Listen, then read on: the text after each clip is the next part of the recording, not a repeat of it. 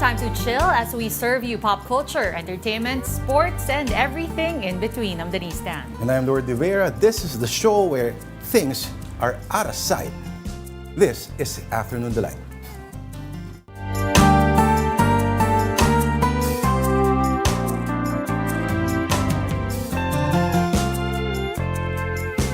Okay, today is Tuesday, the 4th of June. At ang tanong, syempre, to start off the day, the start of the show, kamusta po kayong lahat? Naka-recover na ba from the weekend? Monday, always a slow day.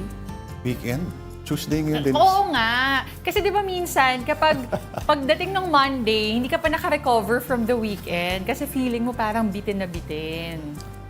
Talaga? Ngayon ko lang narinig yan.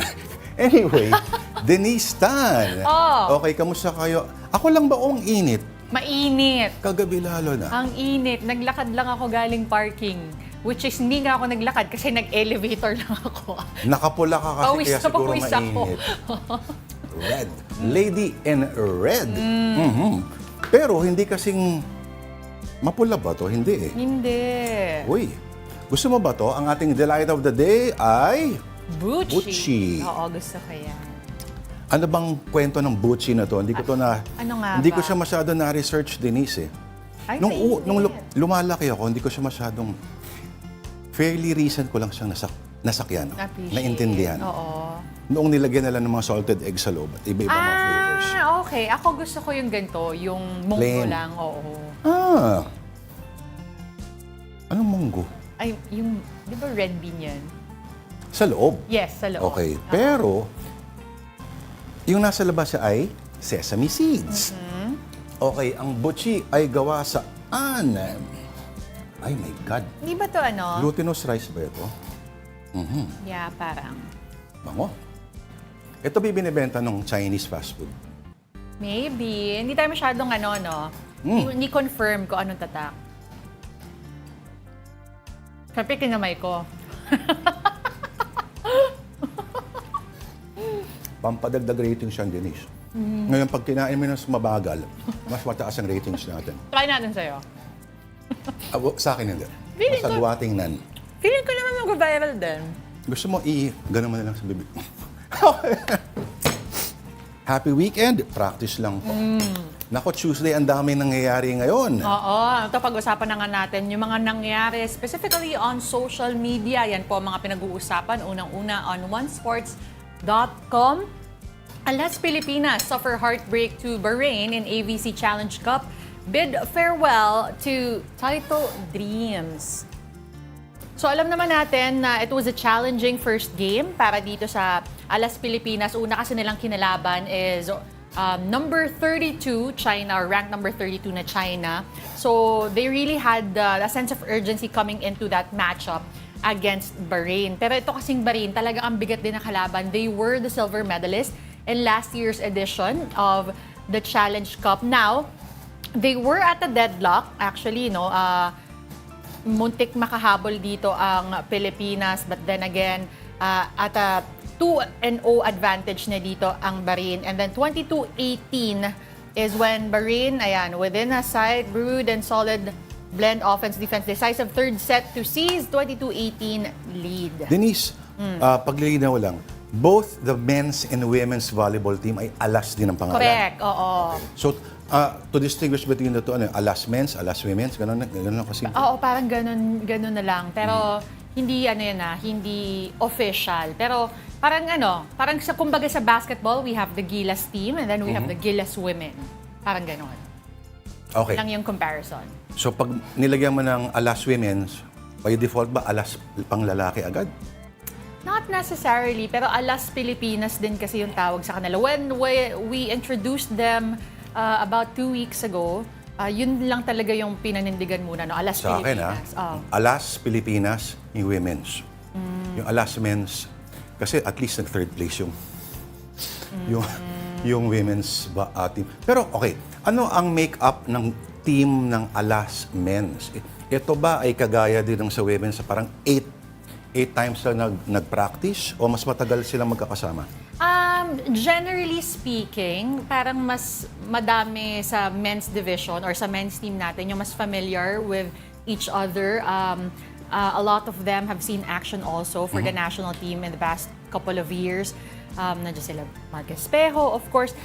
So, I would say na comparing just the men's and women's team, mas madaming beses nakapag-ensayo itong men's team. But also, since parehas lang naman ng time na rin-release yung lineup, maiksi lang din ang kanilang pero, time. Ito ay bagong lineup din o medyo tweak na rin? Tweak. I see.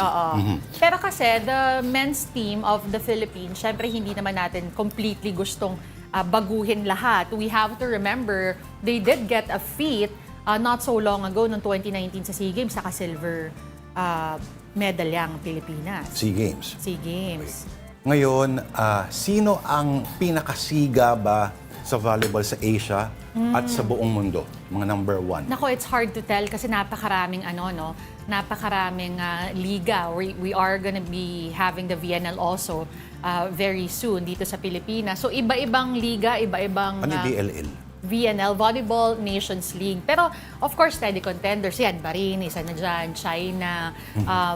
Even if it's not Asia in general, Thailand, especially for the women's team kasi nagko-compete sila. Yung iba nga, nagiging Olympians pa.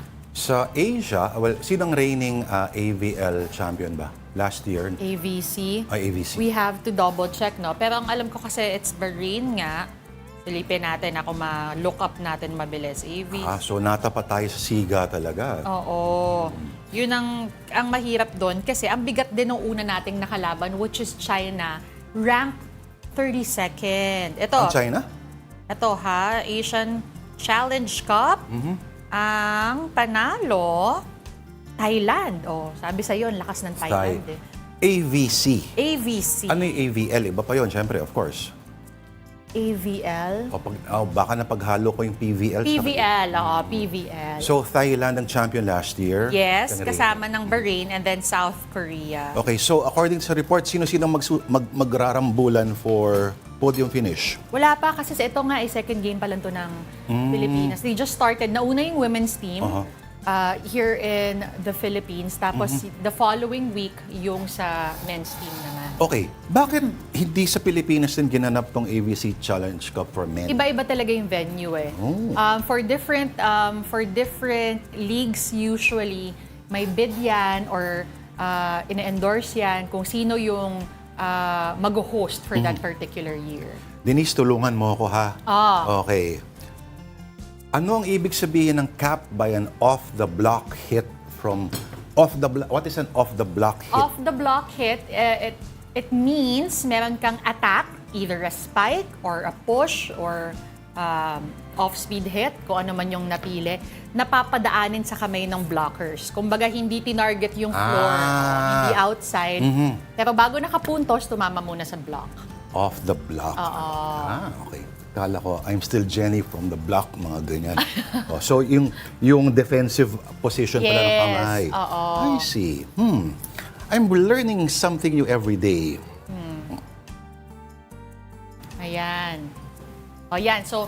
Cross-court attack. And what is a cross-court attack? Cross-court attack is basically when you attack diagonally from where you are, from the opposite side of the court ko. So kung nasa left side ka ng court, ang atake mo papuntang kanan. Kung nasa kanan ka, pakaliwa naman yung atake mo. Bakit? Ano ba yung normal? Diretso lang? No, we call that down the line kasi meron kang sidelines. Pero, okay. Okay. Sa table tennis may ganun din eh. Of course, dadali mo siya doon sa hindi mababalik ng kalaban. Kasi mag-isa lang yung kalaban doon or dalawa, 'di ba? Ito kasi anim, so talagang may different different angles of attacks. At yung mga ganon, yung mga diagonal, yun yung mga gugulong, yung tawag na Dive.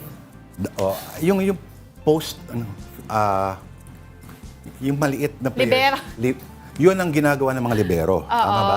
Usually, a lot of players would have to defend the floor, pero yung defense specialist, yun nga, yung libero, yung tinutukoy mo.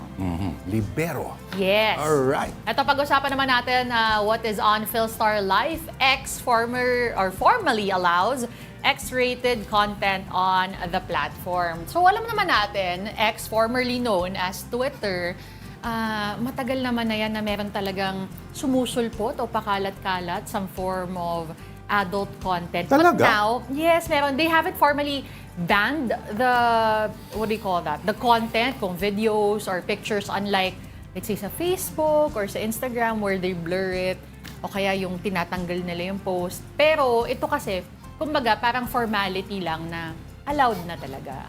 My God, I'm so shocked, Denise. Oo. As long as consensual daw the parties involved dun sa content. Per parties, you meaning the performers. Kung sino man o ano man yung nandoon. Okay, so pero paano naman mapoprotektahan halimbawa yung access ito? Exactly. Hindi kaya mga bata ay magse-search lang kunyari ng mga paborito na lang mga Ayun na nga, art film actors at para makikita nila ba Stormy Daniels. Pag-aaralan nila yung filmography ni Stormy Daniels. Hindi, tsaka yan nga yung isang concern, no? Especially because it's not like may verifying process when you make an account on X, di ba? Hindi ka na maghihinga ng ID where they see you have to prove you're of legal age and all that. So tatanungin ka rin, are you 18?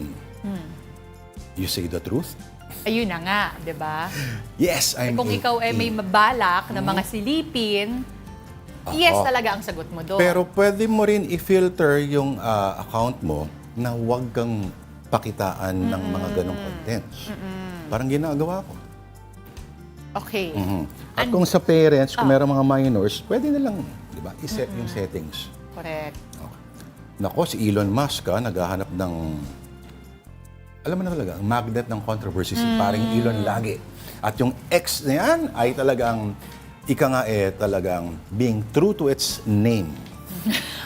Saktong on-brand, kumbaga. On brand. Eto. Hindi siya nagsisinungaling, ibig sabihin. Ito, pag-usapan naman natin ang ito, Philstar pa din to, no? Oo. Ayan. May mga gumraduate sa Negros. Yes. Okay. At, surprise, surprise, may mga nakakuha ng ating mga atensyon. Hindi dahil sa mga matataas sa grado nila, hindi for their scholastic performance or academic excellence, kundi sa kanilang mga unique names. So, meron tayong graduates na ang pangalan ay Kemi Ruth o Kemi Ruth. Yan, may H naman in fairness. Kemi Ruth. Kemi Ruth Jimenez and si Nicki Minaj Montes. Mukha namang hindi fan ng super bass itong mami ni mga magulang ni Nicki Minaj. I wonder, no, kung kasama kaya yun sa mga special talents nila.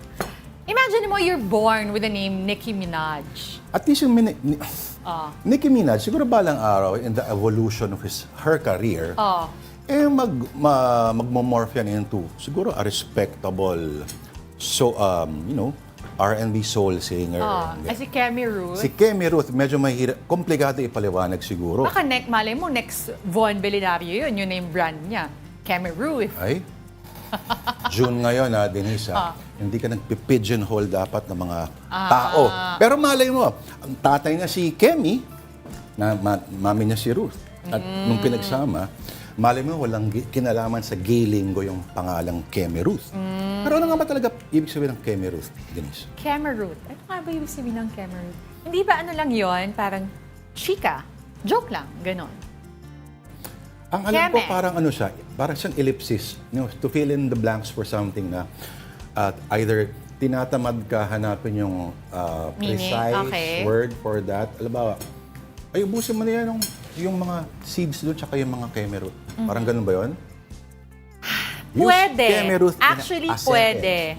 Pwede siya, pero pwede rin na pwede rin na joke. Like, kunyari may sasabihin ka, tapos Keme. Iba yung Kemi Ruth. Para bang ano yun? Ching, charing.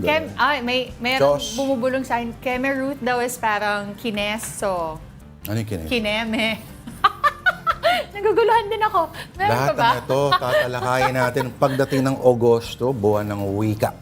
Kineso. Kineso and Kemi Ruth. Ang kineso ay? Hindi ko rin alam, binulong lang eh.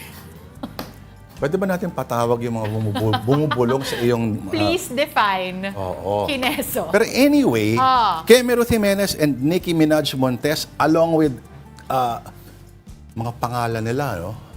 Aneska na. Ay, lakihan natin. Na ibig sabihin, congratulations sa inyo. Yan ang ibig natin sabihin. Okay. Ang names natin, do they define our fate? Pwede. Pwede mo sabihin kasi the first act of creation is naming. Diba? So, may isang reporter nga pangalan na Robert Jaworski, parang Aventahado, parang gano'n. Maraming ganyan na mga pangalan. Oo. At, Tsaka yung pinagko-combine at sinabi mo, totoo naman. uso yan. Parang mga Jomar, Jejomar.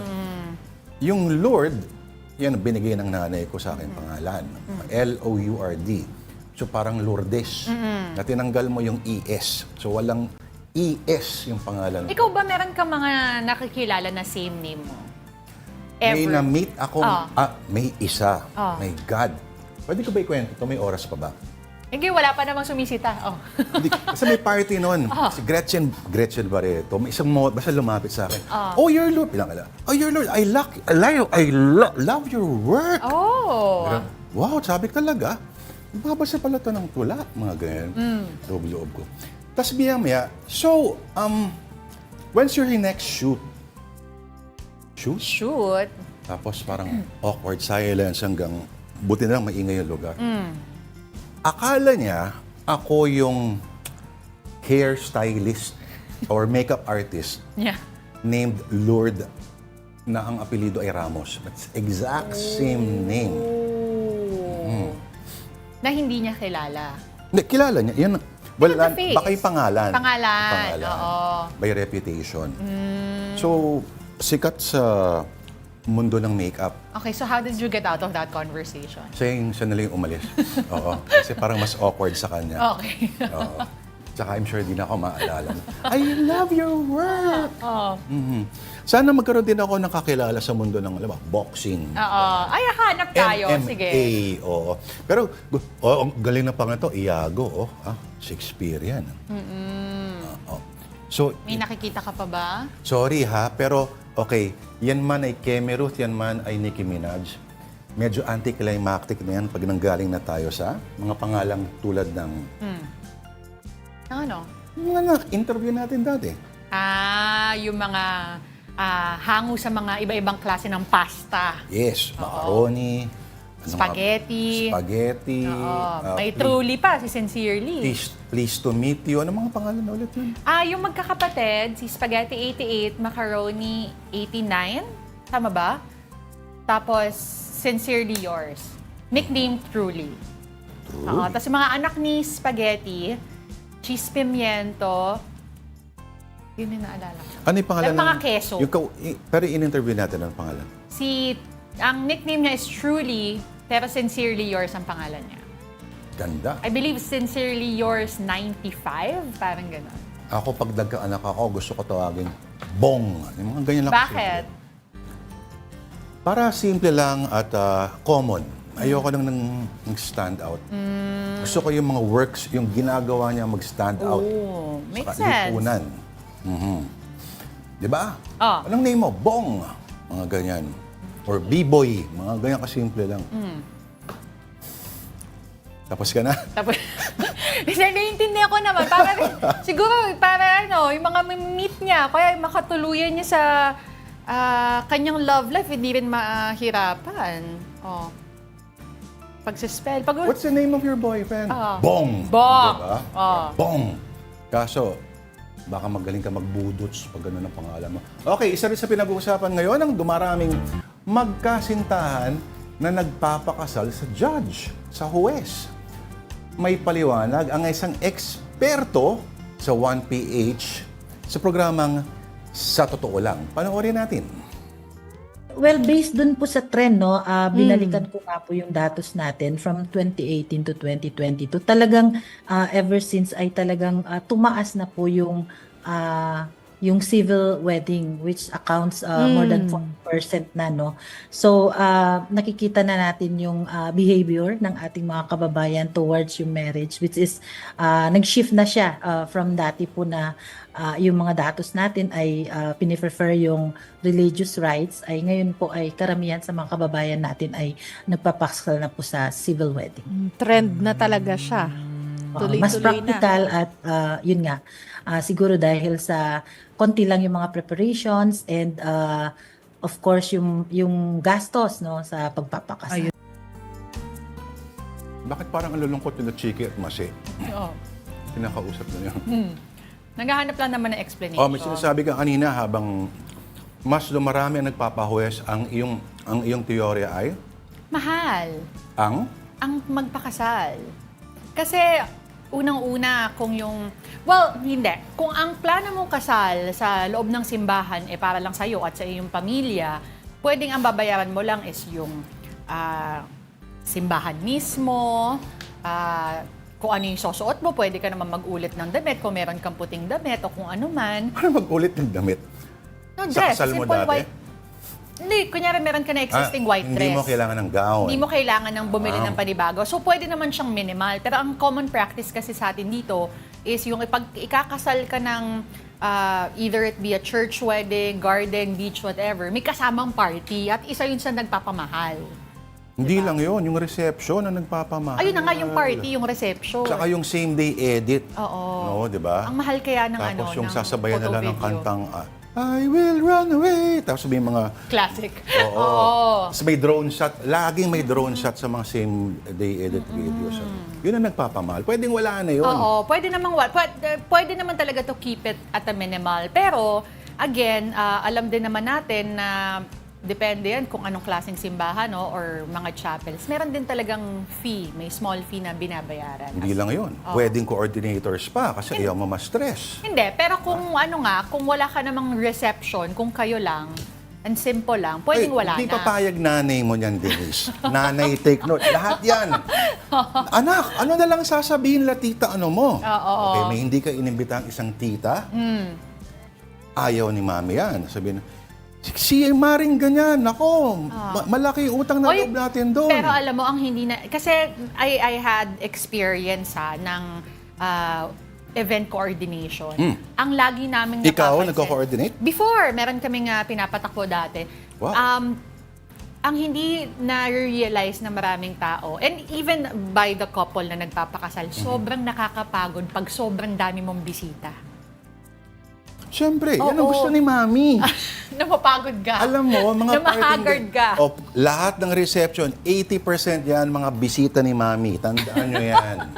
Mahagard ka sa sarili mong kasal. Alam mo, gusto ko lagi, nakikita sa mga reception, alam mo yung lalo na sa mga Chinese restaurant, yun nando ka sa may Lazy Susan table. Ay, gusto ko yun. Yung awkward, yung hindi mo kilala yung mga nasa table.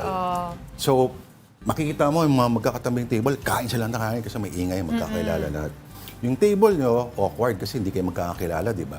So dadating na yung food, punong-puno na yung, tapos yung umiikot yung Lazy Susan, tapos awkward kasi gusto mong kumain na pero nahihiya ka ba mag-make ng first move. So yung kabila rin nahihiya din. Tsaka ang hirap makipag doon. Oo, so eto na. Okay, so finally nag-decide ka na, bahala na kayo. Pag ganun mo, sabay kayo ng mama sa kabila. Tapos awkward din na, ikaw na po, sige, ikaw na. Tapos lalagpasan ka na noon paulit-ulit.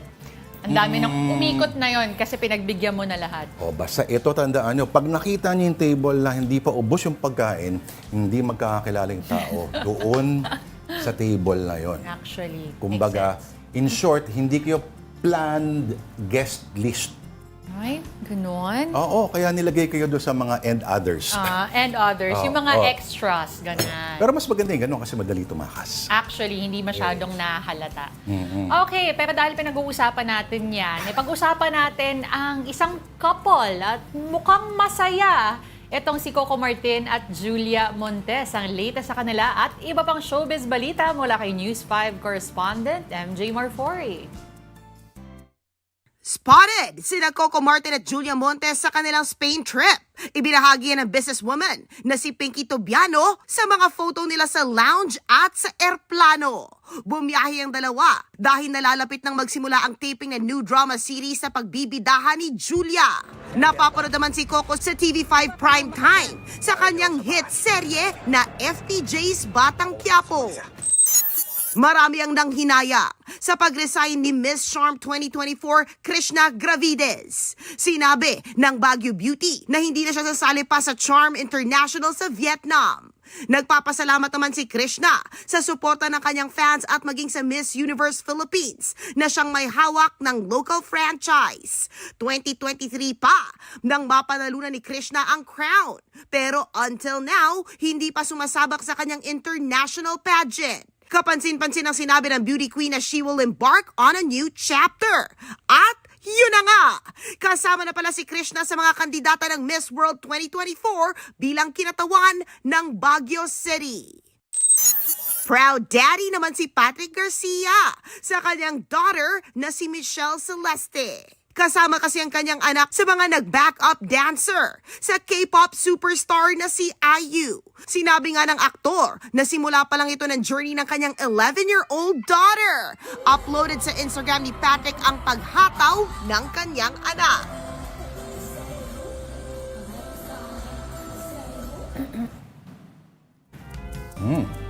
Parang masarap umorder ng Chinese-style fried chicken. Oo nga eh. Ako doon sa fried rice ako natakam yung minenyo. Tama, yung fried rice na gusto mong mag-uwi, ano? Gusto mong mag-uwi. Kung meron nun dito, nag-uwi na ako sigurado. Hindi kasi, may term sila dyan, mag-Sharon Cuneta. Grabe, no? Oo. Verb na siya. Oh, true. Sharon Cuneta mo na yung kanin na yan.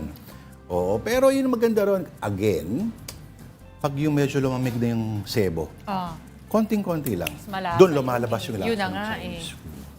Sige, mamaya pag-usapan natin kung anong orderin natin for late lunch. Ay, ito pa. Inabot mo ba yon?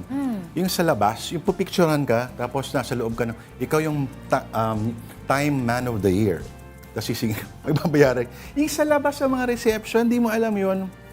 Mamimili ka kung ilalagay ka sa loob ng champagne glass or Time Man of the Hindi Year ko ka. yun nabuta. Oo, racket yan dati, once upon a time.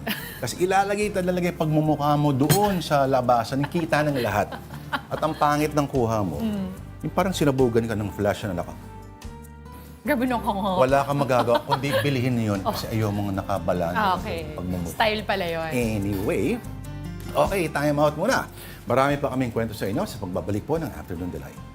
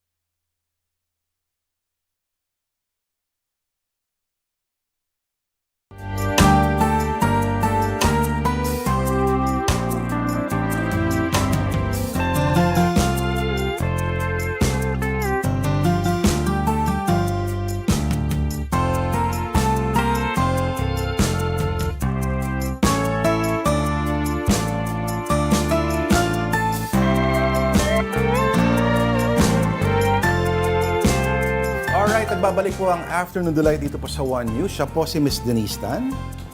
Siya naman po, si Mr. Lourd de Veyra. Thank you for staying with us. Okay. Kanlaon City, Negros Oriental is looking into declaring a state of calamity. That's after Kanlaon volcano erupted Monday night. The full story from News 5 correspondent Gio Robles. Ito ang saktong kuha ng pagsabog ng Kanlaon volcano bandang alas 7 kagabi. Ayon sa PHIVOX, tumagal ng 6 na minuto ang explosive eruption ng Kanlaon na nagdulot din ng malakas na pagyanig ng lupa. Tanaw sa malayong makapal na asupre o abo mula sa Kanlaon na umabot sa 5,000 metro ang taas. Sinabayan pa ng kidlatang pagbuga ng abo ng Kanlaon, kaya ganoon na lang ang takot ng mga residente sa paligid ng bulkan. Hello. Work fireworks, dili po.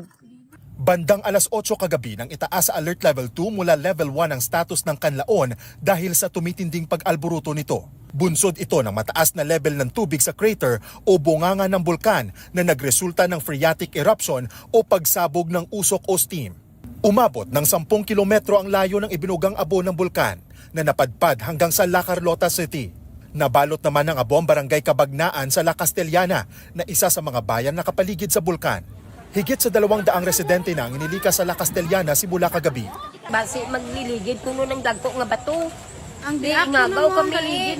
Mahigpit nang ipinagbabawal ang pagpasok sa 4-kilometer radius permanent danger zone ng Kanlaon. Naka-standby naman ang PLDT at SMART sakaling kailanganin ng kanilang tulong sa signal. Para sa 1PH, Gio Robles, News 5. Alright, mga kapatid, Denise, at this point, makakausap po natin ang director po ng PHIVOX, si Dr. Teresito Bacolcol. Sir, maraming salamat po sa oras nyo, Katoto, Lourd po, and Denise. Yes, magandang hapon po sa inyong dalawa. Opo. Okay, Sir Toto, balita ko na wala na raw masyadong activities na nangyari ngayon ang bulkan, pero walk through po kami doon sa yung status alert levels ng volcanic eruptions po. Ano po nangyayari? Panganib level, alert level 1 at alert level 2. Ang Kanlaon ngayon ay saan bang level na siya ngayon, sir? Nasa alert level 2 ang Kanlaon volcano ngayon.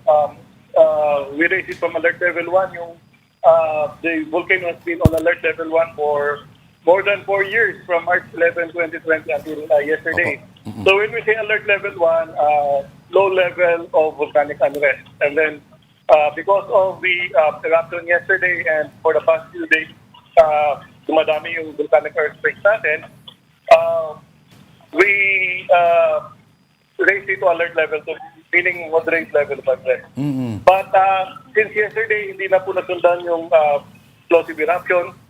Okay. But from 12 a.m. kanina to 12 noon today, nakapagtala po kami ng 43 volcanic earthquakes. Mm-hmm. So we're hoping na hindi na masundan yung explosive eruption yesterday. Opo. But we are closely monitoring Kanlaon case. Opo.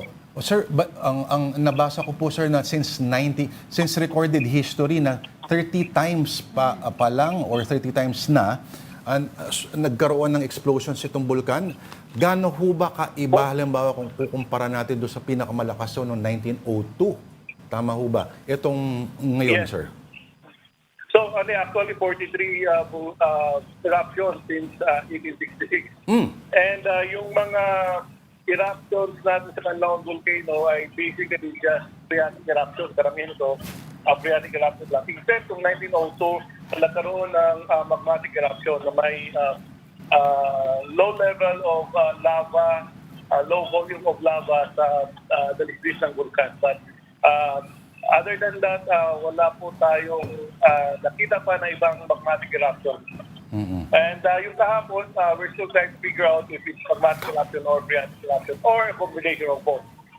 May papadala kami ng mga tao sa field, titignan yung volcanic ash and susuriin kung ito ay fresh ba. So kapag it's fresh, is that may bago tayong magma, or if it's old, coming from the old materials that were used out last night. Katoto, since na-mention niyo po yung ashes, no, na kokolektahin din at i-observe, na-mention din po kanina na umabot sa 10 kilometro. Tama po ba yung inabot ng abo? Just to clarify, sir, and to confirm, ano nga po yung areas na apektado ulit? And are we seeing several areas as well outside of that 10-kilometer range na apektado rin po? Yung umabot po sa Bago City, sa may La Carlota City, sa La Casillana and Kanlaon City. Yung iba dito, more than 10 kilometers po yung alayo. Sir, yung ganyan, yung nakikita po natin sa video, no, what do you call that? The fumes, yung humahalo po sa air, hanggang saan po yung reach niyan? Because I have been seeing netizens post on different social media platforms na pati sa mga iba-ibang cities po daw, parang naamoy na nila yung kakaibang, Sulfur yun. kakaibang amoy, yung sulfur po na humahalo na sa hangin. Yes, depende po kasi yan sa prevailing wind directions. Kahapon, umabot po sa Bacolod City yung sulfuric odor. So, merong sa Bago City, Bacolod City, mostly on the western side. Sa La Carlota, sa western and southern side. La Casillana, Murcia, and Kanlaon City. Kanlaon City is on the southern side. Katoto, this comes after several days lang, di ba? Recently, nabalita na nagpaparamdam din ng konti yung Taal. Yes, yung Taal volcano, meron tayong eruption ng May 16. Opo. Umabot ng merong 5 events sa Taal volcano na range from 50 meters to 300 meters. Pero baka isipin ng iba, may mga connection to mga to. Wala. At walang connection na. June din yung Pinatubo eruption anniversary. Pero Katoto, okay. Di ba at least okay ito na may mga ganyang pagpapalabas ang bulkan imbes na isang malaking malupit na mapaminsala, Sir Toto?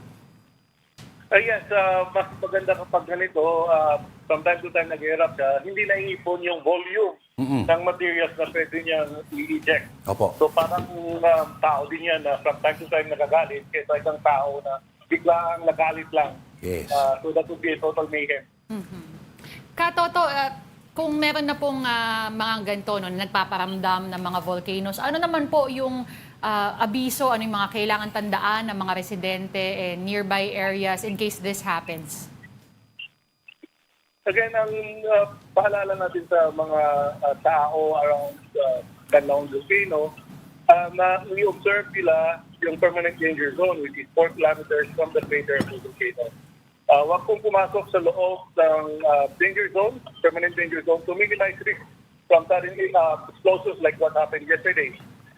Pwede rin magkaroon ng sudden rockfall and landslide event. Okay. Sir, kamusta ho ibang minomonitor natin? At Taal, of course, nabanggit talaga. Yung Mayon, Bulusan, Hibok-Hibok, Pinatubo po. Ano pa mga status ito mga to so far, sir? Out of the 24 active volcanoes ngayon, 4 lamang ang may alert level. So, we have Taal Volcano, it's on alert level 1.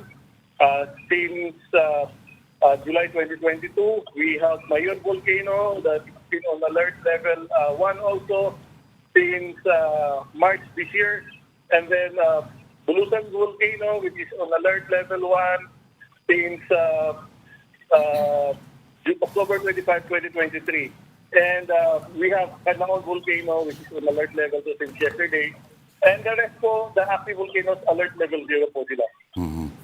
Oo. Mga kapatid, sa mga interesado po sa mga bagay na ito, may website po ang FIVOX at nandun po yung mga monitoring, mga updates po sa mga nasabing mga bulkan na ito. Sir, maraming salamat po sa update ninyo. Katoto. Maraming salamat din, sir. Thank you po. Yan po ang FIVOX Director, Derecito Bacolcol. Mabuhay po kayo, sir. Okay, now here's a quick rundown of our other stories. More than 50 police officers of Bamban Municipal Station in Tarlac have been dismissed and will undergo retraining. The mass ouster comes a day after Bamban Mayor Alice Guo and 2 other local officials were suspended by the Ombudsman. That's in connection with the graft charges filed by the DILG over their supposed involvement in POGO operations. Tomorrow, June 5, Guo will face senators in an executive session. The Armed Forces of the Philippines denies that its troops aboard BRP Sierra Madre pointed guns at China Coast Guard personnel on May 19. The AFP notes its troops were, quote, on guard because of the CCG's provocative presence near the grounded warship. And Meralco is warning of a possible rate hike this month. The power distributor cites higher settlement costs and the implementation of the new feed-in tariff allowance. It adds that more expensive generation charges and the peso's depreciation might also contribute to the increase. Now, from power to water, Maynilad also has a word of caution for its customers. The details from News 5 correspondent Shaila Francisco. Maynilad has issued a warning for its customers in the south not to drink water directly from the tap or even use it for cooking, particularly in certain barangays in Las Piñas, Muntinlupa, Parañaque, Bacoor, Cavite, and Imus, Cavite. Around 159,000 homes are affected by this issue. One such home belongs to John Almerino of Barangay Almanza 2 in Las Piñas. This situation has led to additional expenses for them as they now need to buy mineral water for cooking rice. Lalo na po ako, ma'am, kasi po meron po akong amebiasis. And then meron po akong bata dito sa loob ng bahay, which is medyo maselan din po yung tiyan pagdating po sa tubig. Ayoko namang sa risk yung health namin mag-ina. Baka naman mapagastos pa ako sa gamot. So what led to this issue? Maynilad explains that the quality of water in Laguna Lake has been affected by the onset of the rainy season. The water in Laguna Lake has become salty, which means it takes longer to clean at their water treatment facility. But if they prolong the process, some areas might run out of water, so Maynilad has not tightened the quality standards of the water. The water is actually clean, and you won't notice any difference in quality. But according to Maynilad, the quality of the water can be compared to well or groundwater with high mineral content. This might be noticeable when doing laundry because the bubbles disappear quickly during rinsing. Currently, it is slightly higher than the standard set by the Philippine National Standards for Drinking Water. Actually, hindi siya masama inumin, pero we'd rather be on the safe side. The Metropolitan Water Works and Sewerage System Regulatory Office is investigating the quality of water in the affected areas served by Maynilad. Maynilad is supposed to provide potable water 24/7 to its customers. So this is not potable water. So we want to understand the situation. This is seasonal. This happens every year. So they should have been ready for this. At present, the MWSSRO has given Maynilad 3 days to address the water quality issues in some areas it serves. If the issues are not resolved within that time frame, appropriate fines might be imposed. Shaila Francisco, WR1 News. All right, Denise, here's another story. No, kung lumabas ito ng panahon ng lockdown, all lose our minds. Gwawala tayong lahat sakali screaming for blood. Ito, former Health Secretary Francisco Duque claims it was ex-President Rodrigo Duterte who ordered the controversial transfer of COVID funds from the DOH. Remember this? This report from News 5 correspondent Marian Enriquez. Former Health Secretary Francisco Duque III faced today's House budget hearing for the DOH. Part of discussions centered on the DOH's transfer of 47.6 billion pesos to the Budget Department's Procurement Service Office back in 2020. Lawmakers questioned why the transaction did not have a memorandum of agreement between the two agencies. Duque said apart from an executive and administrative order, the budget transfer was green-lighted by then President Rodrigo Duterte. Ito ay inauthorize ni former President Duterte, tama? In his public pronouncements, the transfer was done because of the public health emergency which he declared sometime in March. Ito po kasing decision na ito based on the recommendation of the IATF, NTF. I would like to reiterate that it is within my authority to effect the transfer because of the public health emergency where there were no enough CSEs, PPEs, and other COVID pandemic supplies.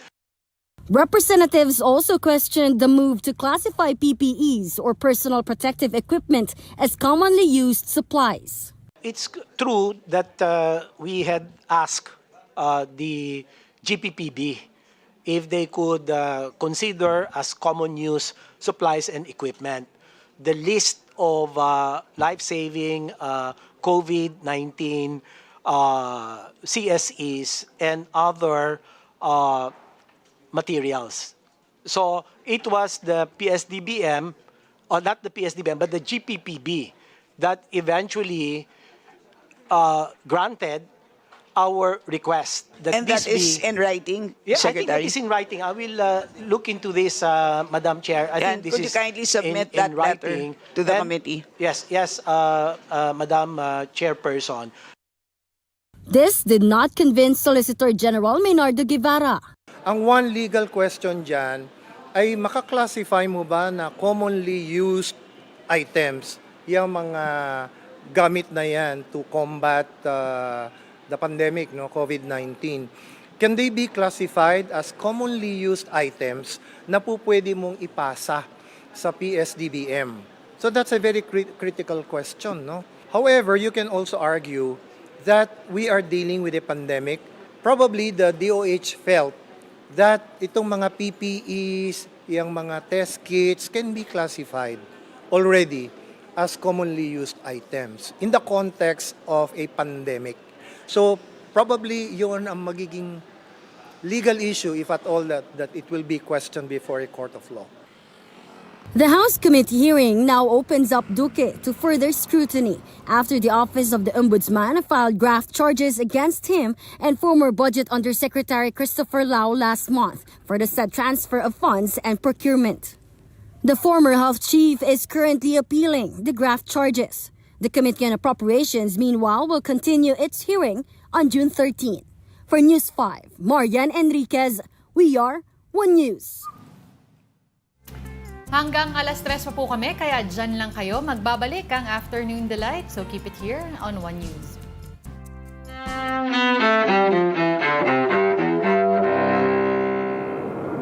June 4th, 1989.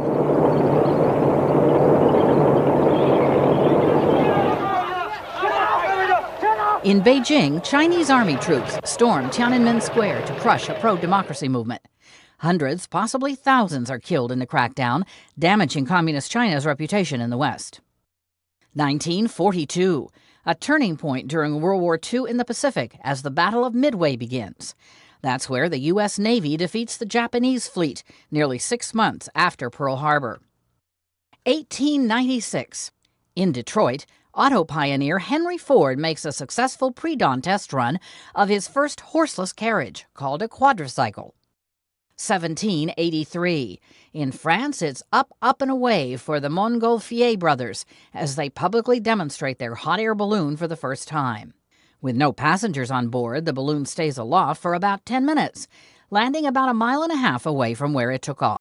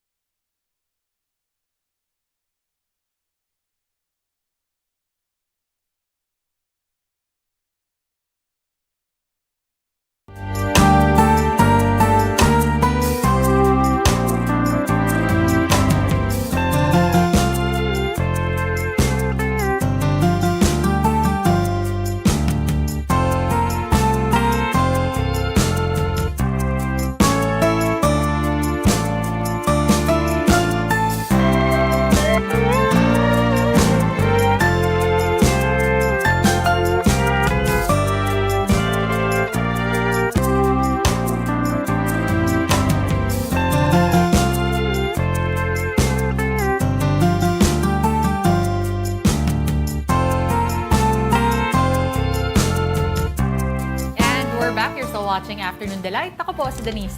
At ako naman po si Lourd de Veyra. Ito, good news para sa teachers. Finally, President Bongbong Marcos has approved the hike in the annual allowance of public school educators.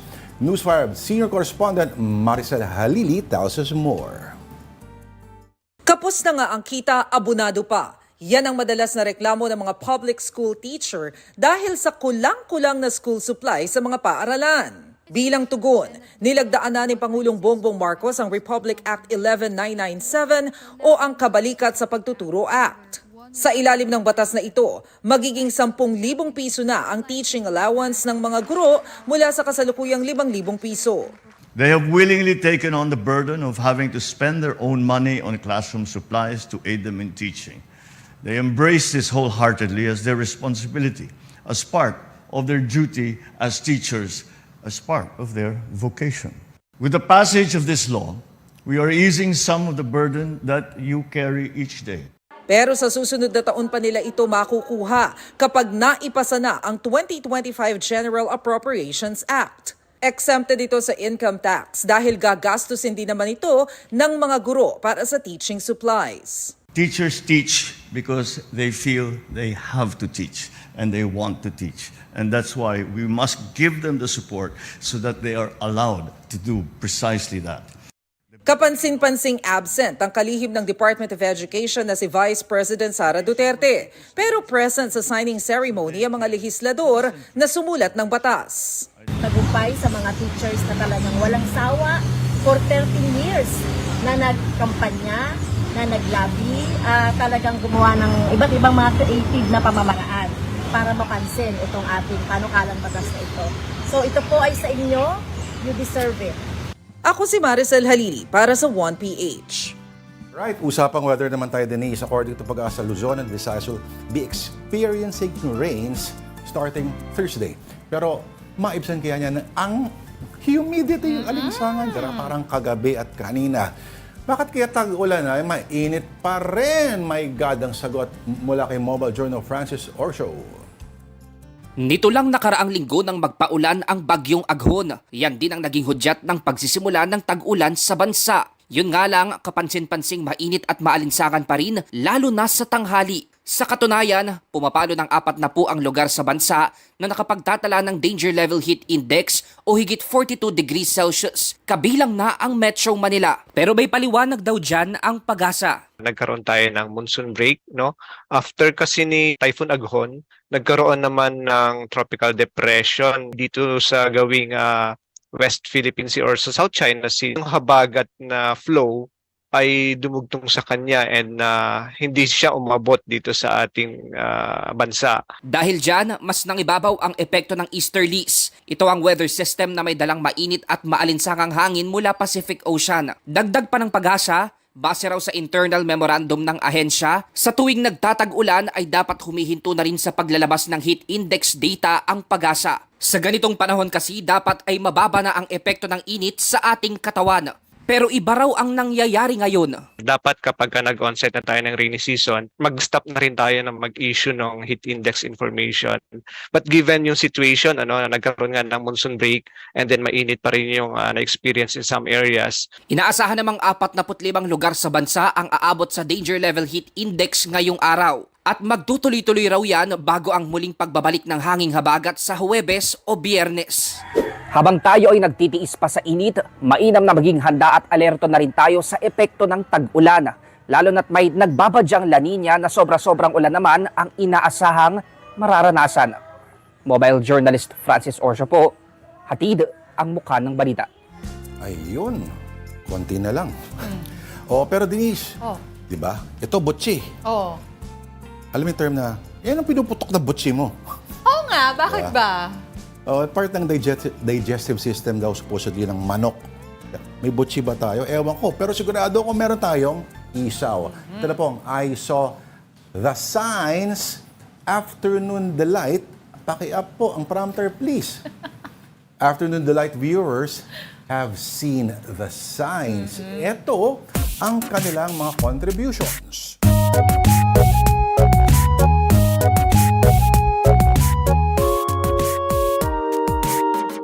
entry. O galing sa kaibigan ko si Miro Abala. Ang ATM wala ng laman, kaya ito ay... Pasok. Pag hindi po... Yan! Ito ay... MV. Oh, empty. Naintindihan mo naman, Ako di ba? basta, naniniwala ako, basta nagkaintindihan tayo. Yes. Pwede na, tawid. Imbes na full, empty. Ito, na-confuse naman ang Afternoon Delight viewer na si Leonard Jake Zari Climaco sa mga nakita niyang signs. Una, no loading and unloading signs sa tapat ng smart loading station. So, pwede ba o hindi? Pangalawa, kanino kaya galing ang tanong na bawal ba magtapon dito? Sabi ni Leonard, ang dalawang ISO entries niya ay nakita niya sa Pandi, Bulacan. So, tanong ba yan o declaration o warning? Bawal ba magtapon dito? May question mark ba? Walang question Walang mark. question mark wala. So, hindi tanong yan. Baka gusto niya, tanong mo muna sa sarili mo bago mo bitawan yung basura. Alam mo, magandang philosophical insight. Bawal ba dito? Tapos pag naisip Yes. mo, parang bawal, uwi mo na lang yung basura mo, gano'n. Examine your conscience. Tama yan. Or, sarcastic siya na ng aasar. Pwede. Bawal ba magtapon dito? Ay, gusto ko yun. May expression pa, galit. Okay, last sign naman natin is from our viewer na si Celedonio Maglaya. Lalaki, ang translation ay male. Babae, translation, tama palagi. Agree Gets mo ba yun? Mali at tama. Oo nga. Oo. Male, pero mali. Oo. Galing kanina yan? Galing kay Celedonio Maglaya. Yan, oo. Ang lalaki ay mali. Ang babae, tama palagi. Agree ba kayo dyan? Pagtanggol na naman ang lahi ninyo, ang uri ninyo. Ang sagot dyan ay... Ano? Oo! Tama kayo palagi. Okay, good. Kung may makita pa kayong mga signs, please send them to us at afternoondelightON@gmail.com. And that will do it for us dito po sa Afternoon Delight this Tuesday, June 4. I'm Denise Tan. Until tomorrow, 2 p.m., ako po si Lourd de Veyra. Have a delightful afternoon.